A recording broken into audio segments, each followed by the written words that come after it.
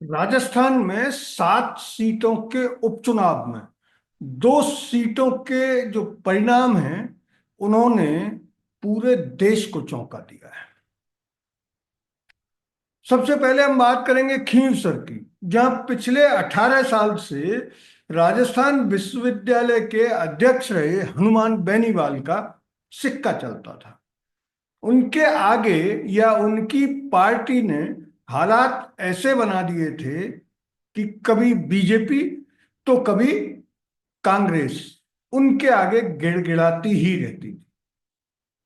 हनुमान बेनीवाल असल में राजस्थान का दूसरा नाथूराम मिर्धा बनने की राह पर थे। राजस्थान में बड़े जाट लीडर रहे नाथूराम मिर्धा की जो भाषा थी वो इसी तरह की थी जैसी हनुमान बेनीवाल इस्तेमाल करते हैं। वो भी एकदम फुअर भाषा में लोगों को धमकाने की चेष्टा करते थे। और जैसा कि जाट बेल्ट में नाथूराम मिर्धा की इस भाषा को बेहद पसंद किया जाता था, और धीरे धीरे वो राजस्थान के ऐसे जाट लीडर बन गए जिनके आगे किसी की नहीं चली। हनुमान बेनीवाल भी पिछले 18 साल से नागौर जिले के दूसरे नाथूराम मिर्धा साबित हो रहे थे।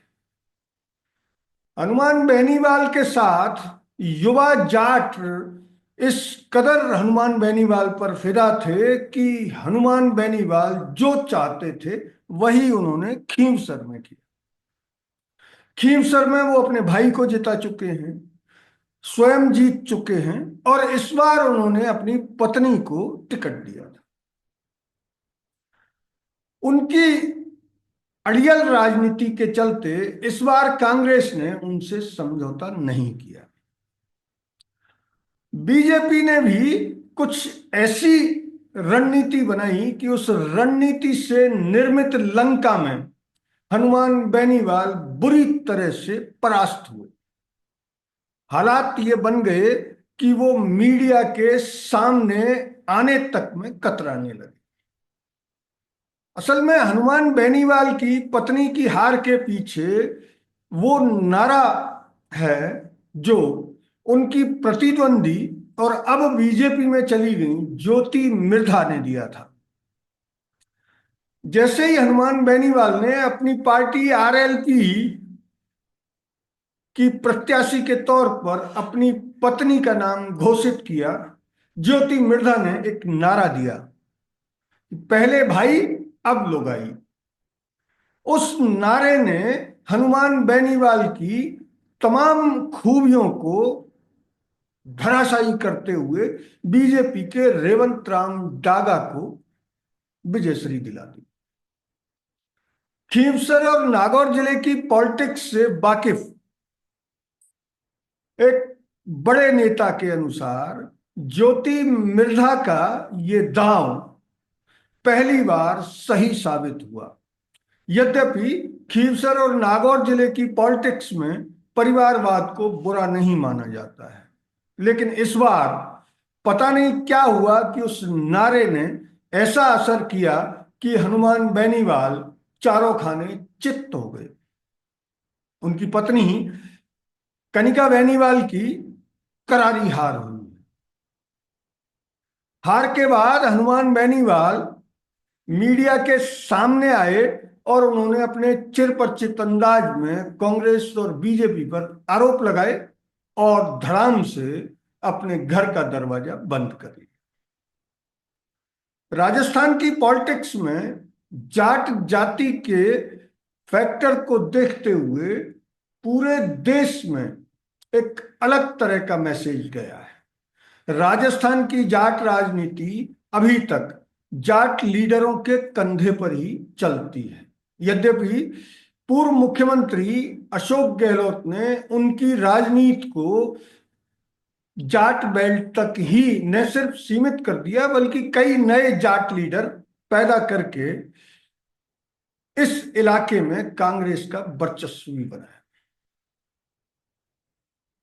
राजस्थान में बीजेपी ने भी इस इलाके में कई बार भारी अंतर से सीटें जीती हैं।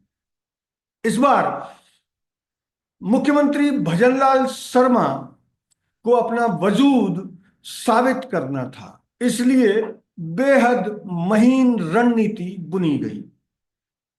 उस रणनीति में जो जाल मुद्दों का बुना गया, उस जाल में हनुमान बेनीवाल बुरी तरह से फंस गए और उन्हें अपनी पत्नी की हार का सामना करना पड़ा। हालांकि ये राजनीति है, इसमें चुनाव आते रहते हैं और नेता परास्त होकर फिर से पुनर्जीवित हो जाते हैं। लेकिन राजनीतिक विश्लेषकों का कहना है कि इस बार हनुमान बेनीवाल की राजनीति को करारा झटका इसलिए लगा है कि जिस भाषा के दम पर वो पिछले 18 साल से नागौर जिले में एक छत्र राज कर रहे थे और उनके आगे बीजेपी और कांग्रेस की एक नहीं चल रही थी। पहली बार ऐसा हुआ है कि हनुमान बेनीवाल के समर्थक युवा मतदाता उनसे विमुख हो गए। जिस अंतर से हार हुई है उसमें साफ है कि उनके युवा मतदाताओं का मोह उनसे भंग हुआ है। इसके अलावा उनके भाई की भूमिका भी इसमें देखी जा रही है। हालांकि हनुमान बेनीवाल के भाई सामने नहीं आए, लेकिन विश्लेषक ये मान रहे हैं कि उनको टिकट नहीं देने और अपनी पत्नी को मैदान में उतारने से जाटों के तबके में भी खासी नाराजगी थी। जाट राजनीति में पुरुष पुरुष राजनेताओं का वर्चस्व। हालांकि ज्योति मृधा, पूर्व प्रदेश अध्यक्ष परशुराम मदेरणा की पोती, भी अभी जाट राजनीति में सक्रिय हैं और भी कई जाट महिला नेता हुई हैं। लेकिन जाटों का जो असल राजनीतिक झंडा है वो पुरुषों के वर्चस्व के साथ ही लहराता रहा। अब देखना यह है कि मुख्यमंत्री भजनलाल की रणनीति से परास्त हुए और कांग्रेस की बेरुखी से बुरी तरह से हार का सामना करने वाले हनुमान बेनीवाल अपना वजूद फिर से कैसे स्थापित करते हैं, ये देखने की बात होगी। यद्यपि हनुमान बेनीवाल को जानने वाले मानते हैं कि उनमें राख से भी उठ खड़े होने की क्षमता है और वे जाट युवाओं के दिल पर भी राज करते। राजस्थान की छात्र राजनीति से सांसद विधायक चुने गए हनुमान बेनीवाल इस बार सांसद हैं और उन्हें अपनी विधायकी से इस्तीफा देकर एक नया टिकट देना था, जिसमें उन्होंने अपनी पत्नी को प्राथमिकता दी। इसी प्राथमिकता का नतीजा ये माना जा रहा है कि हनुमान बेनीवाल पर इस बार पहले भाई अब लुगाई नारा भारी पड़।